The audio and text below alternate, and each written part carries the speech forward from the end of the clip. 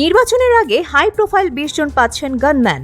তালিকায় নাহিদ, হাসনাত ও Prothom Alo Daily Star সম্পাদক।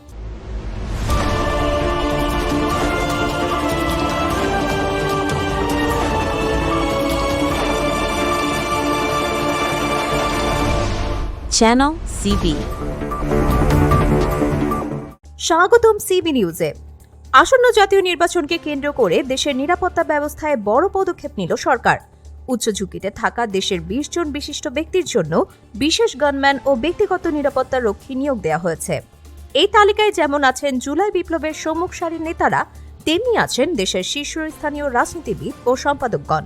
সচিবালয়ে আইন শৃঙ্খলা কমিটির বৈঠক শেষে স্বরাষ্ট্র উপদেষ্টা লেফটেন্যান্ট জেনারেল মোহাম্মদ জাহাঙ্গীর আলম চৌধুরী জানান, দেশের সার্বিক পরিস্থিতি স্বাভাবিক থাকলেও কিছু ব্যক্তি নিরাপত্তা ঝুঁকি পর্যালোচনা করে এই ব্যবস্থা নেওয়া হয়েছে। নিরাপত্তা তালিকায় থাকা ন্যাশনাল সিটিজেন পার্টি বা এনসিপির ৬ জন শীর্ষ নেতা হলেন এনসিপি আহ্বায়ক ও সাবেক উপদেষ্টা নাহিদ ইসলাম, সদস্য সচিব আক্তার হোসেন, প্রধান সমন্বয়ক দক্ষিণ হাসনাত আবদুল্লাহ, প্রধান সমন্বয়ক উত্তর সার্জিস আলম, প্রধান সমন্বয়ক নাসির উদ্দিন পাটোয়ারি এবং সিনিয়র যুগ্ম সদস্য সচিব তাসনিম জারা। এছাড়াও তালিকায় আছেন গণ অধিকার পরিষদের সভাপতি নুরুল হক নূর ও সাধারণ সম্পাদক মোহাম্মদ রাশেদ খান। বিশেষ এই নিরাপত্তা বলয়ে যুক্ত করা হয়েছে দেশের প্রধান দুটি দৈনিক প্রথম আলো এবং দ্য ডেইলি স্টারের সম্পাদকদের।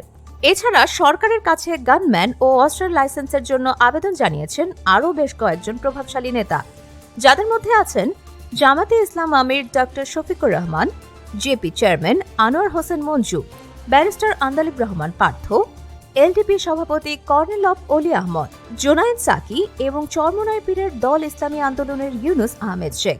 ব্যক্তিগত নিরাপত্তার পাশাপাশি স্বরাষ্ট্র মন্ত্রণালয় জানিয়েছে, আত্মরক্ষার্থে ব্যক্তিগত অস্ত্রের লাইসেন্স দেওয়ার প্রক্রিয়াও চলমান রয়েছে। এমনকি ফ্যাসিবাদ বিরোধী আন্দোলনের শহীদ ওসমান হাদির পরিবারকেও আনা হয়েছে বিশেষ নিরাপত্তার আওতায়। আইজিপি বাহারুল আলম এ বিষয়ে বলেন, যারা উচ্চ ঝুঁকিতে আছেন কেবল তাদেরই গানম্যান দেয়া হয়েছে। টার্গেটেড কিলিং বন্ধ করা বিশ্বের যে কোনো দেশের জন্যই কঠিন চ্যালেঞ্জ, তবে আমরা আইন শৃঙ্খলা পরিস্থিতি নিয়ন্ত্রণের সর্বোচ্চ চেষ্টা করছি। নির্বাচন ঘনিয়ে আসায় প্রধান উপদেষ্টা ডক্টর মোহাম্মদ ইউনুস যে কোনো মূল্যে শান্তি শৃঙ্খলা বজায় রাখার নির্দেশ দিয়েছেন। এই বাড়তি নিরাপত্তা ব্যবস্থা কি রাজনৈতিক অস্থিরতা কমাতে কার্যকর ভূমিকা রাখবে?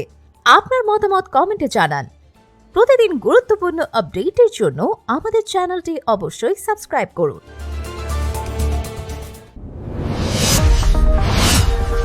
Subscribe now for daily news and updates.